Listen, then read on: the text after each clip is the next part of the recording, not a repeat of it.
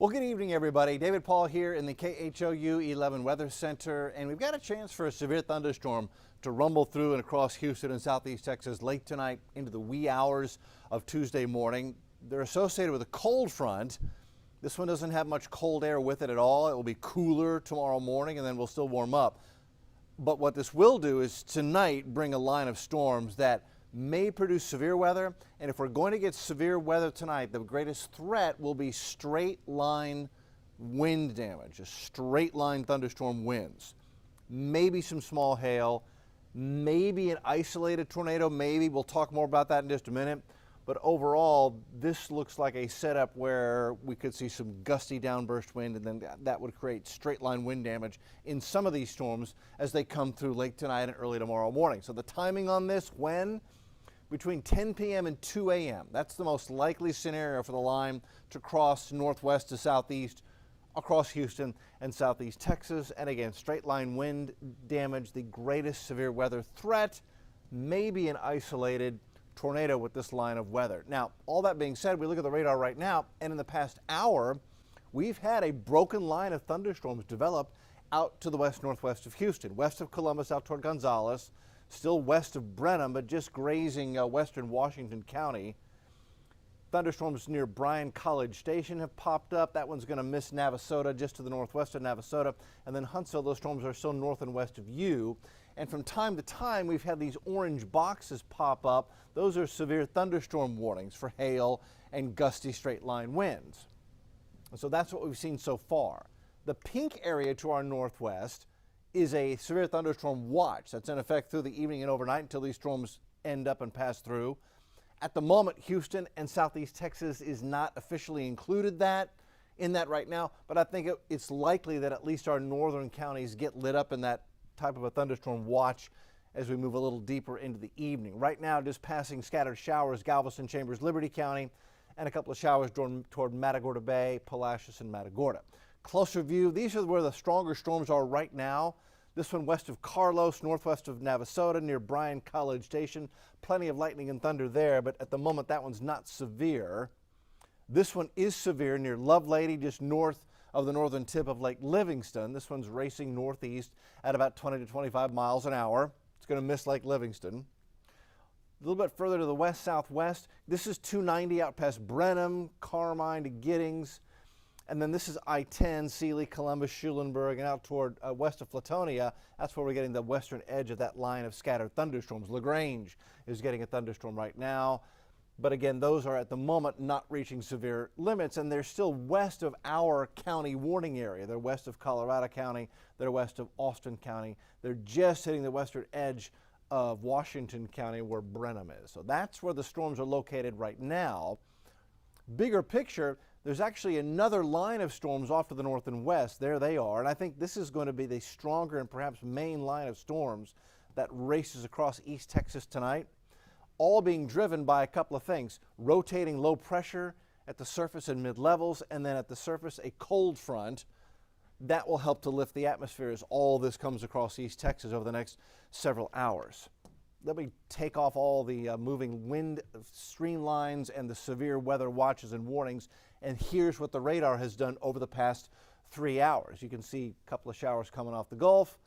Line number 1 here developing. And although this line has developed, it hasn't moved much. Notice how this one really is getting a push to the east. I think it will be this line that finally gets everything a push to the east and finally moves stuff across here. And that will be as we go in toward 9, 10, 11, midnight tonight for Houston and southeast Texas. Here's the way the computer models see this moving through. First, I'll start with the big picture, then we're going to zoom in. Here's the system right now. It's already creating that rain chance in East Texas. The front pushes into Houston and deep East Texas as we head toward midnight, 1 a.m. tonight. And then everything races east, and we clear out as we head toward the sunrise tomorrow morning. At least the rain comes to an end.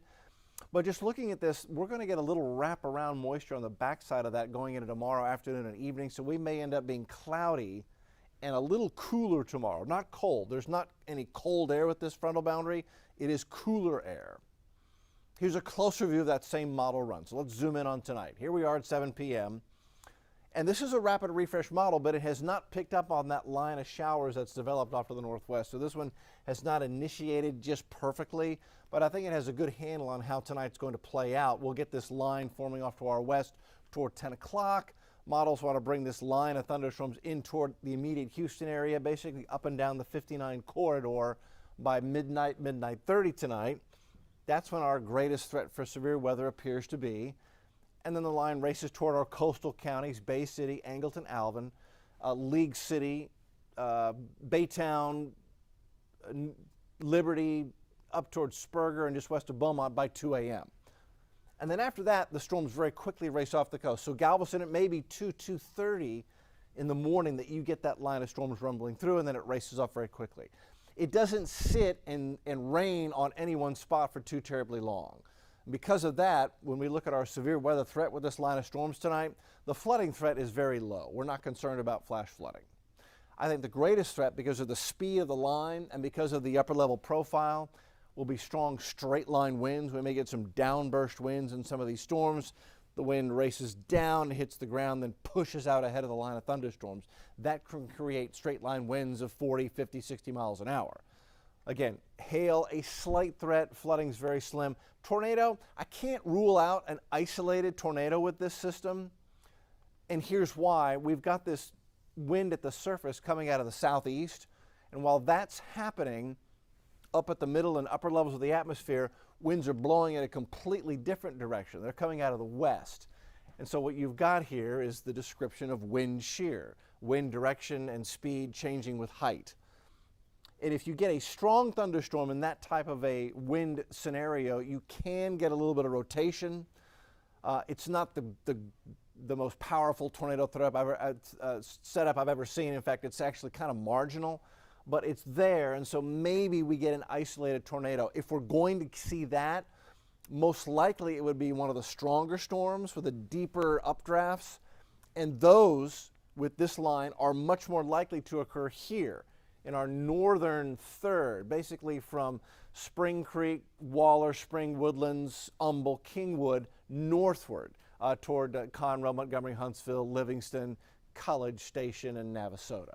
So that's the greatest threat for a stronger thunderstorm, but even then, it's a 2 on a 2 to 5 scale, so it's on the lower end of the threat. I think the biggest thing we're looking at tonight is some gusty wind.